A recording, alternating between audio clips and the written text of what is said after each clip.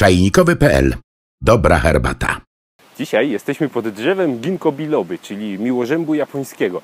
No, liście są dość wysoko na koronie, więc raczej tego nie zobaczycie, ale gwarantuję Wam, że to prawdziwa ginkgo biloba. Interesują nas najbardziej grube, mięsiste listki i to służy nam do naparu.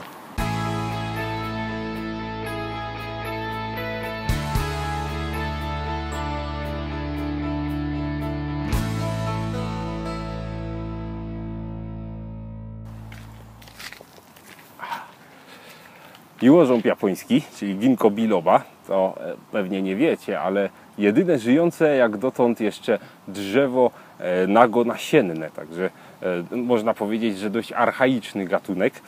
Cenione jest w Azji, generalnie występuje w Chinach, również w Japonii, ale to Chińczycy właśnie odkryli jego lecznicze własności. Ceniona jest przez osoby starsze. To jest bardzo istotne, ponieważ ona, czyli napar z liści ginkgo biloba, powoduje, że nasz mózg lepiej pracuje, nie starzeje się tak bardzo, pomaga cofnąć również ewentualnie jakieś nieprzyjemne już skutki związane z podeszłym wiekiem, czyli powiedzmy utrata pamięci, demencja, jakieś tam powiedzmy, nawet czytałem, że szum w uszach, bóle głowy. Działa bardzo dobrze na pracę naszego mózgu, umysłu, ale również świetnie działa na układ krwionośny. Zabezpiecza nas przed udarem, czyli wylewem krwi do mózgu, zabezpiecza nas przed chorobami wieńcowymi, także same pozytywne działania. Trochę kontrowersji jest wokół ginkgo biloby, bo możecie bardzo łatwo w różnych źródłach znaleźć informacje o tym, że badania naukowe wykazały, że jest to placebo, zupełnie żadna substancja, która jest zawarta w tych liściach, nie działa na ciało człowieka w żaden sposób. Ani nie szkodzi, ani nie pomaga. No słuchajcie, jeśli mam być szczery, w mojej opinii to niestety tutaj ci naukowcy to nie są dla mnie jacyś bardzo wiarygodni, ponieważ jak to dzisiaj wygląda? No, co roku mamy jakieś nowe wyniki badań, w dodatku jeśli się dołoży, że to amerykańska instytucja badawcza i jeśli jeszcze się dorzuci jakiś procent albo liczbę pokroju badania przeprowadzone na grupie 1000 ludzi wykazały, że 28%, to już każdy w to wierzy. A tak naprawdę w przyszłym roku ktoś może odkryć, że jest to lekarstwo na raka albo na AIDS, zupełnie nie wiadomo. Także wolę zaufać jednak kulturze chińskiej, która to potrafiła przeprowadzać skomplikowane operacje na ciele człowieka, znała działanie masy roślin. Co więcej, medycyna chińska opierała się również na przepływie energii, akupunktura, akupresura, to wszystko jest dorobek chińskiej medycyny.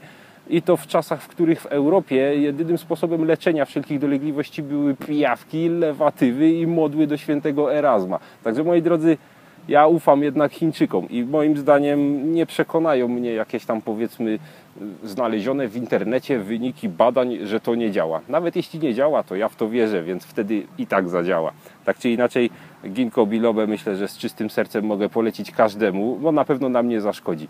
Będziemy sobie mogli wspierać pracę naszego umysłu, również naszego serca.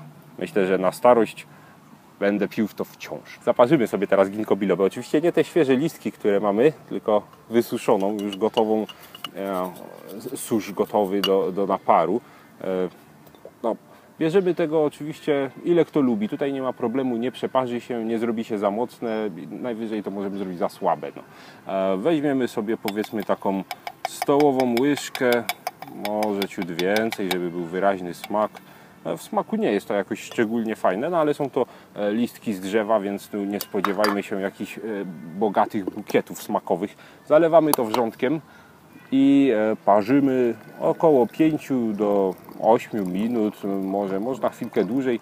Warto pod przykryciem, zwykle zioła właśnie parzy się pod przykryciem, żeby lepiej naciągnęły i czekamy.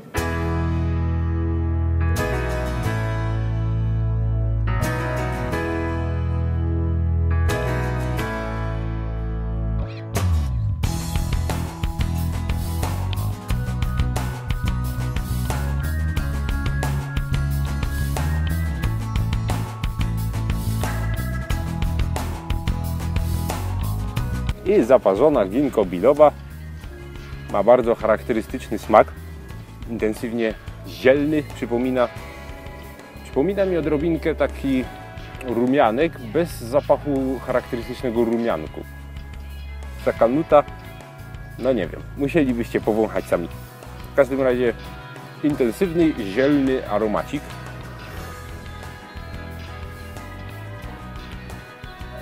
No, nie ma się czym rozkoszować, bo to ziółka, więc mega smaczne to nie jest, ale jak na ziółka, jak na liście z drzewa, naprawdę ekstra.